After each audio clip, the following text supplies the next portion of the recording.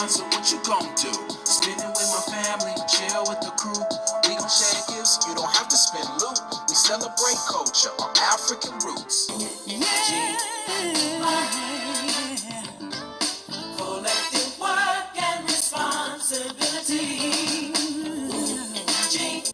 Welcome to night 3 of Kwanzaa. Habari Gani, what's the news? December the 28th, today's principle is Ujima, collective work and responsibility. Today, we light the green candle.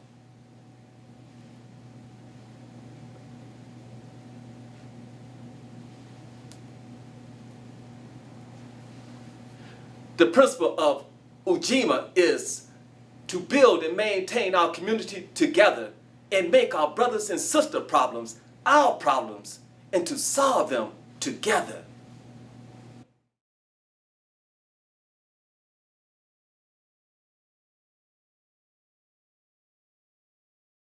Habari Gani.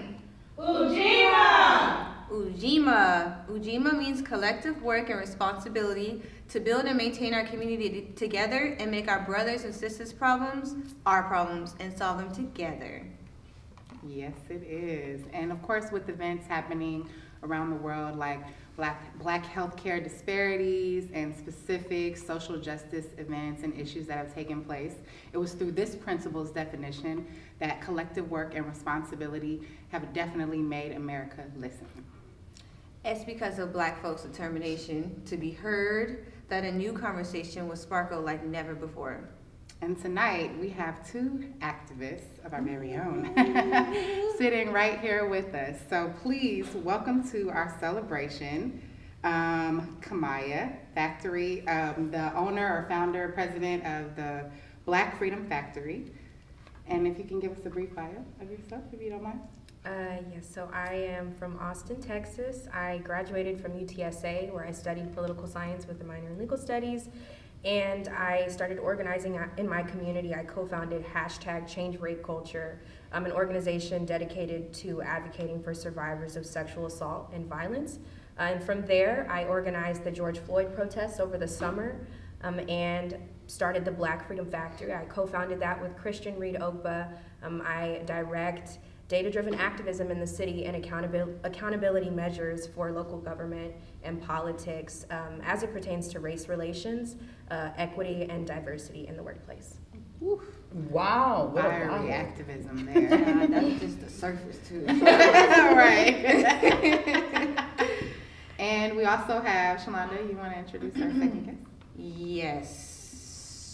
Or, you could do it. I'm just kidding. This is Tiffany Jones. Sorry, someone's calling me. This is Tiffany Jones-Smith of the Texas Kidney Foundation. Welcome. Can you tell us a little bit about yourself? Sure. I'm the Chief Executive Officer of the Texas Kidney Foundation. And I would say that my call to activism started very young. I was, the first thing that I ever organized was a soup kitchen for people who were displaced from their country and in another country that I was living in at the time, and then started working from there. But my undergraduate is from Baylor University. My graduate level work is at Harvard University, and I believe in economic empowerment. I work specifically towards healthcare disparities and stopping them among the African American community, because I have lost 9 family members to chronic kidney disease. I firmly believe that it is because of an algorithm that adjusts for ethnicity, and I've been working vigorously to stop it, and started a radio show too during the pandemic, just to say to that demographic that is so poorly educated about what Black people are and what we do, here we are and we're not going away. So That's true. Yeah, so that's a little bit about me. Yes, ma'am. I think that's extremely important, and I think you pretty much touched on one of the things that we wanted to ask, being with everything that's been going on this year, why would you say it's super important to provide organizations or provide movements, initiatives centered around, centered around social equity and justice and fairness? But I think I want to get a little more deeper and specific. I know you said economic empowerment is definitely a passion for you. Maybe Kimiya, can you share what has been outside of course, police brutality, which we know is a super huge issue here in America for our community, or is it that? What would you say has been one of the major issues that has really lit the fire for you to start your journey as a social activist that really pumped forward you creating or stepping up to create Black Freedom Factory? Absolutely, and my name is pronounced Kimiya. It's one of those things, you know. It's okay, girl. We Black people, we know. Yeah. Right. That's important. That's what I'm It's important. I'm like, where And I'm That's what I was just about to say. It's okay, girl.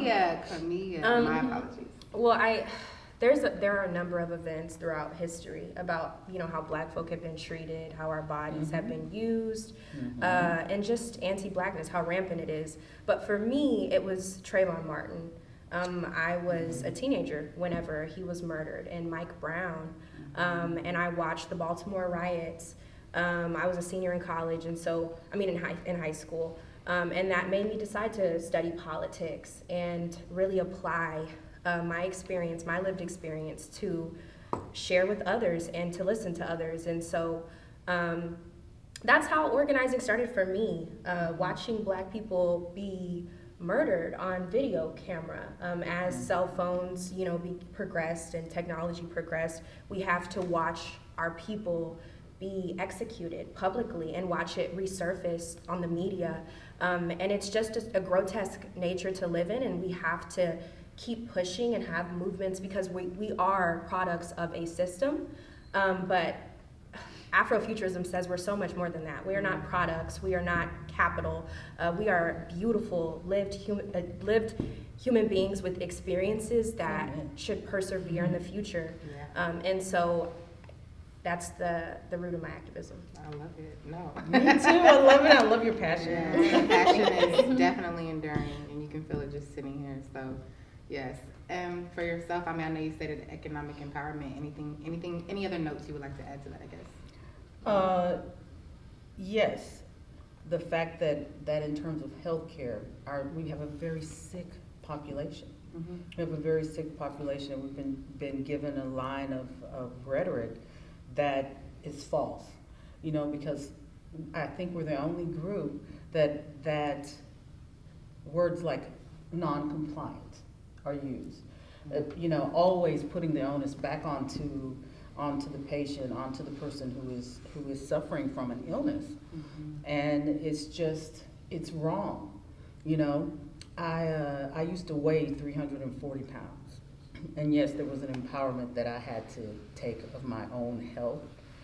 But I had to undertake that myself and figure out what it was that I needed to do. And I unplugged from television for about 3.5 years and changed how I thought and what I was doing and how I was ordering my life. But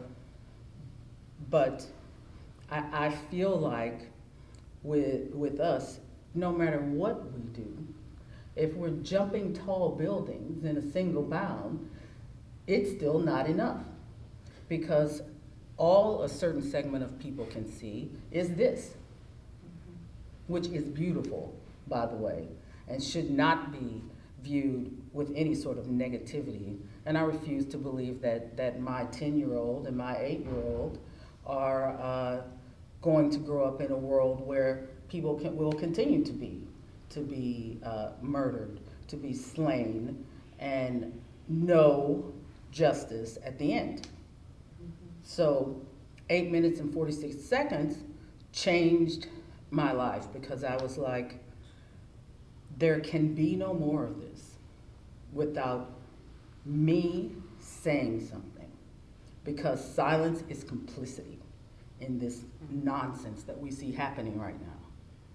You know, and so as somebody who's approaching 50, you all inspired me, and I was like, all all of these young people, I always say, all these kids, all these young people, they don't deserve to have kids grow up in this. And the rest of us have to support it. We have to support you and your voices, and not side with people who are saying this is riots. It's not riots. And you know what? People get pissed off when they keep getting screwed over. So 2020 has been the year of accountability. yeah, For sure. and it should be. I wanted to ask the question to Kimiya, kind of based off of what you were saying about everyone saying that, you know, our peaceful protests are rights. And I know that you were the one who organized the peaceful protest after George Floyd's death, I believe, right? I was out there that day, and it was so many people, and it was a beautiful thing to see all these different people from all different types of races and ethnicities come out to support. I just want to kind of, I guess, hear a little bit about, you know, the organization of it, what you think, or what peaceful protests actually mean, and so our viewers will know they're not riots, we're not going out there acting all crazy. What was the purpose of us being out there, if you would like to? Yeah, absolutely. I say this all the time. That week when he died, I took it very hard. We all did. Like, I mourned, and I remember I felt something shift in the universe. Like, I almost felt like I was called, and I tweeted.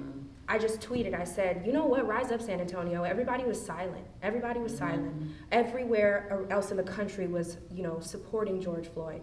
And I said, rise up, San Antonio. Let's gather for this. And that's when it took off. Like, the numbers just went up, and it was like the city was waiting for someone to call something to action. They were waiting for you. I now realize that. But at the time, I had to go. It was go time. There were 2 days. And I also had to grapple with the fact that we were in a pandemic, and that it was the middle of May. It was hot outside, and I had to consider folks' disabilities and abilities, and just there was so much to stomach. But community got me through it. Paramedics from all over the state were messaging me saying, how can I come and set up and help? People were saying, I have work that day, but can I drop off water? And so it was beautiful to watch the community come together at a time of a global pandemic, right, where we see the administration nonchalantly denying the virus, then acknowledging that it exists, then, you know, marginalizing groups and people. To see community in that moment was beautiful, and I knew that I had to carry out this protest. So myself and some other community organizations, we came together. I remember as the crowd grew, my eyes, my stomach, you know, everything it was a moment that I'll never forget. And I'm still reliving it to this day. I didn't really know, I guess you could say I didn't really know that would start the protest for the summer. And that was a beautiful moment. But yes, emphasizing that it was a peaceful protest was also something that I had to do because the media wanted to villainize Black folk. They wanted to make us look like we were just these rioters with no sense, right? And I had to reinstill that. It was important for a Black person, a Black organizer, to go on camera and say, yes, I organized this. This is a peaceful protest. Stand 6 feet apart, drink some water, and wear your masks. It was important for that kind of execution to happen because they were waiting for us to be negligent. They were waiting to blame Black populations for spreading COVID. And so I had to foresee that. And it was beautiful. It was beautiful. It was nothing but love. And I remember vividly, I don't know if you remember me saying, I was saying, if someone in the crowd is hateful, don't even acknowledge it. We don't have space for that. Today we're celebrating George Floyd's life. We're celebrating his legacy and Breonna Taylor's legacy and everybody who has died because of this.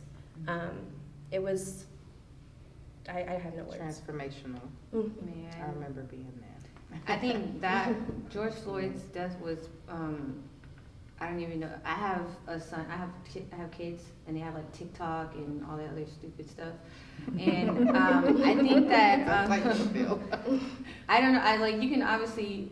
We had the Ahmaud Arbery happen, and you saw it on camera. But I think George Floyd, because you saw him actively crying out for his mom, it just really hit home for a lot of people. And I could not watch the video at first because Ahmaud had just happened. I still wasn't even over that. So it was just. for you to have organized something like that, it was very In the beautiful for us to be able midst to of go the out emotion. and express how we felt. So, Give thank purpose you. to the emotion. Yes. It's what we need. We are very emotional people with reason, very spiritual, very just in tune, right, with the different elements that make up all of who we are. But providing a purpose to that, a direction to that, I'm with you. You definitely had the calling for that, and it was a beautiful setup for an amazing movement. Now you have Black Freedom Factory, and man, the sky's the limit, and then some for where you're gonna go. So I'm And super change excited. rape culture. Thank Oh, you. change rape Yes, culture. thank Yes. you. No, absolutely, we can't forget that. Mhm. That's huge. Yep. Thank you. So, Well, I can't wait to see where you're gonna be in 10 years, Mhm. 5 years. Anyway, Okay, Yes, I'm sorry, yes, this is your show. Tamika. Oh, we need foresight. Thinking of the future is important as well. I mean, it speaks to what we're doing here today. We're leaving legacy for those coming after us. We're trying to shed light on an amazing holiday celebration that was put forth for African Americans and Pan-African community, something that I don't think gets enough light, enough attention. So we felt like Juneteenth became more popularized or what have you.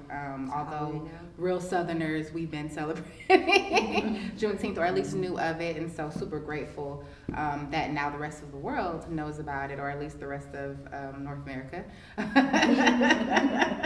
But yes, what we're doing today is extremely important, and to be able to sit here with you two ladies and speak on the importance of collective work responsibility and how we each have a piece of the puzzle to play.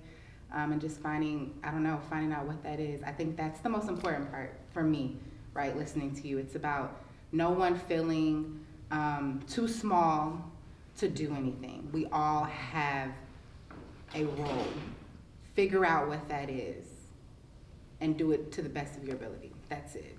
It's really that simple. Mm-hmm. Seriously. And as we continue to sit with other people, as you get an idea, other creatives get ideas, like we've been sitting here talking to amazing people, all with great things to share. And I think all I see here is just a beautiful woven fabric of excellence. Give me some adjectives, y'all. Come on, throw out the best ones you can think of. That's where we're at. I'm sorry, we have to speak this energy into the room. Well, I'm channeling. I have a question for Tiffany. We'd love to see it. As one of the, you said earlier that you were older, so I'm not sure. No, go ahead. How important is it that you think it is for the guidance from you, your wisdom being passed down to people like Kimiya and Shamika and myself who are out here trying to do things? How important is it to you to be able to help guide and share your wisdom and mentorship? Oh, I feel honored to be able to do that. And I feel like my role and the role of people in my age group is to go out and pave the way for you. There are some things, like, for example, I spent the week working on policy, because when you're out there marching, the end to that is policy. Yeah. Policy has to change. That's true. So working on, okay, I know where we need to go to change the policy. I know who I need to talk to do that. So let me go gird up these movements and push for what's right within chronic kidney disease. So going after policy change. I just finished writing working on a white paper to tell the state of Texas where we're going to go, along with 23 other authors, to tell the state of Texas where we're going to go in terms of education, early detection, which is what we do. We do early detection of chronic kidney disease. So we screen for that, and we know that by finding it early, we can save lives. We can mitigate the progression of the disease. So when I'm looking at you all, I think about policy, making sure that I make introductions for you to people and that's what we should be doing. Like, as other groups do, join together, hand in hand, and that next generation, instead of you having to figure it out, Here's who you need to know. Let's move you forward. Is a roadmap So that, and resources. that's right. Let's move you forward so that you're not, so that we have our next set of billionaires. We have our next set of 100 millionaires and the people that are making differences and that have the resources to do so. That's what you're supposed to do. Every other people group does that. They don't compete against each other. They help each other and help grow the businesses. So that's what I do. And people who know me know that that's essentially what I do. The true importance of Awesome, Miss unity. Tiffany. So, is there any, okay, I guess I'll start with you, ways for people to get involved to help? Do you all need volunteers or? Yes, we need volunteers. I know you do. I know she did. I was going to ask her next. We need volunteers. We need funding. We need, and we need your voices. We also need you to realize you have power. You have power. Don't let anybody tell you you don't. You are beautifully and wonderfully made. You have power. You walk in the fullness of that power. When I walk into a room, people always say, somebody told me I was arrogant because I said, people ask the question, how does Barack Obama, why does he walk into a room with so much swag? Well, if you're black, you gotta walk into a room with some swag. You better know who you are when you hit that door. Right. You better know, because there may not be anybody else in that room that supports what you have to say. So know what you believe and go in there and do it. Go and swing it. Head held high, crown adjusted. There you go, yes. So, I'm sorry, so I know you said volunteer. What does that look like for people who don't know, like myself? Well, like with us, when we have volunteers, they do blood pressure cuff. Okay. They may help fill out paperwork. Volunteers for Texas Kidney Foundation will talk about the foundation. We'll train you on like what we do, the importance of health, so that you can talk to others about it. And for us, we're trying to get people to get tested, because 1 in 3 are at risk for kidney disease, and that's 1/3 of our population. Oh, wow. So it's very prevalent. When we do our tests, if we're testing in the general population, we find the disease in 34 to 36% of the people that we test. If we're testing in a specific group, like one that has a high prevalence for kidney disease, like that, a diabetic population, then we find the disease in 56% of the people that we test. Wow. So it's there, and the sooner we can find it, the better. So when volunteers are essential to us, because the more hands we have on deck, then the more people we can actually screen. Gotcha. So.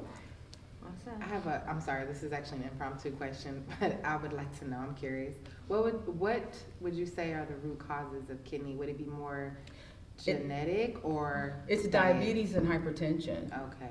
Diabetes and hypertension. Now, there are genetic links to kidney disease, and I actually just finished a paper that's going to be published in Janssen with 18 other authors on the first connection to kidney disease. It's in that's connected to African Americans. So it's descendants of West Sub-Saharan Africa. So there are genetic links. There's that one and others that are being discovered, but it is directly related to diabetes and hypertension. Awesome. So where can the masses find you? Oh, go to our website. www. Like the PR people are always like, Tiffany, don't forget to say the website. www.txkidney.org. Or you can call us at 210-896-8440. Any social media? Yes. You can contact us on Twitter, Facebook, and LinkedIn. LinkedIn and Instagram. Yes, Instagram. Like they're always telling me, Tiffany, you need to remember to mention all that stuff. Yeah. So can we are Freedom Factory? Black Freedom Factory. So how to get involved is local government, local elections. I believe in April or May we will be deciding on a brand new city council.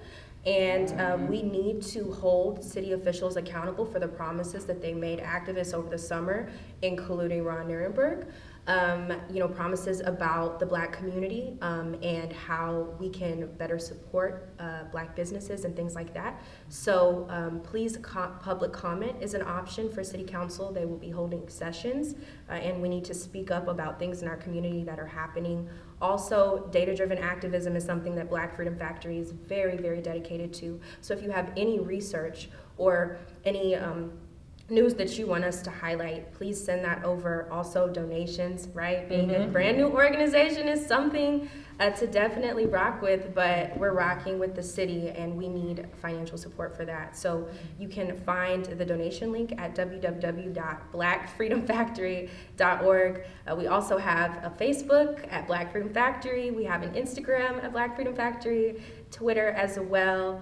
And yes, please just support your community. Buy local this holiday for gifts and presents for your loved ones, and just keep that civic engagement up, because just because the national elections happen doesn't mean that the city elections are not equally as important, because they directly affect us. So, yes. Thank you. That was great. She did it. Yes, that was beautiful. Well, asante sana to you both for She joining got it. us for our celebration. I'm getting it down, y'all. Yes, you are. And We'll see y'all next time. cut. The Great Drum. The Lion sent out a message for all of the animals to come to a very special meeting. Messengers went far and wide to spread the news of this meeting. As soon as the animals heard the message, they hurried right away to the council circle. It was about 3 weeks before they all were gathered. The lion was very disappointed. "We have got to find a way to get everyone together more quickly," shouted the lion. Anansi had an idea.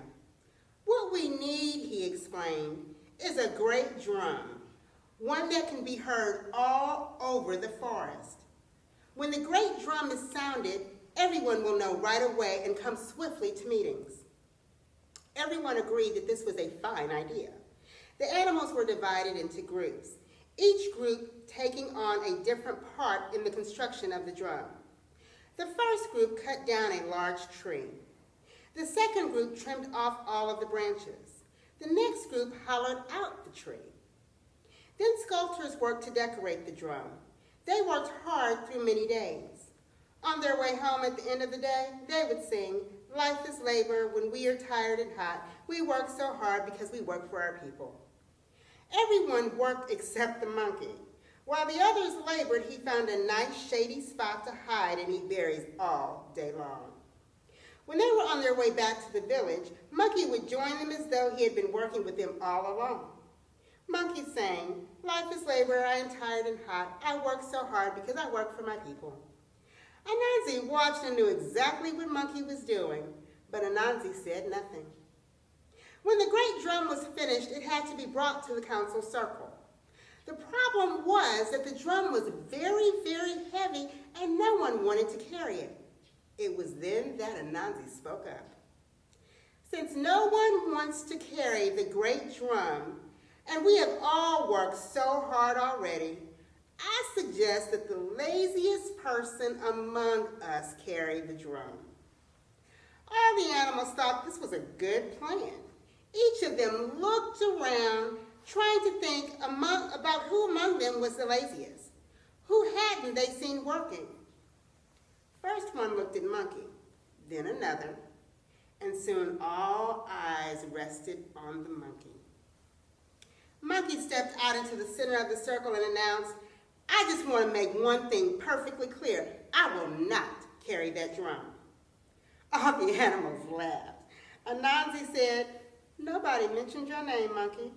All we said was that the laziest person should carry the drum."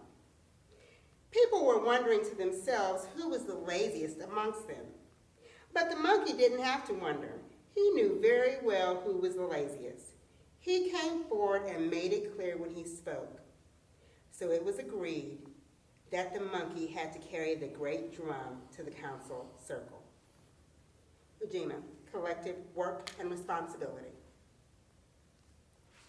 Wow, that was such a powerful conversation. It was two powerful women Yes. from two different generations, Yes. bringing it home, reminding us what we have to do in our community. Absolutely. We have to make sure that we're putting in the work, holding each other responsible, and making sure that we're contributing to the changes that we want to see. We have to be the change, and those two are definitely the start. Oh, they are doing it.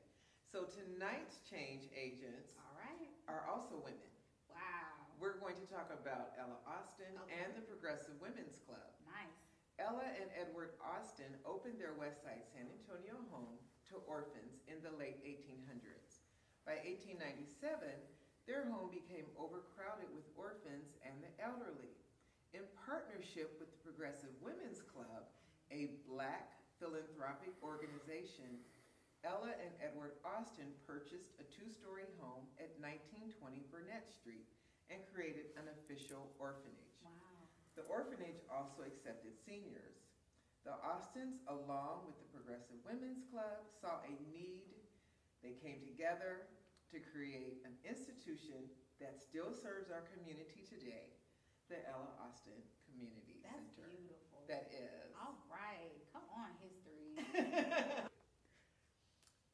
Thank you so much for tuning into tonight's program, and we'll see you tomorrow. And remember, San Antonio, stay masked up. Now check on December 26th. Goodbye, Saint Nick. I light a black candle. Look, ooh, it's lit.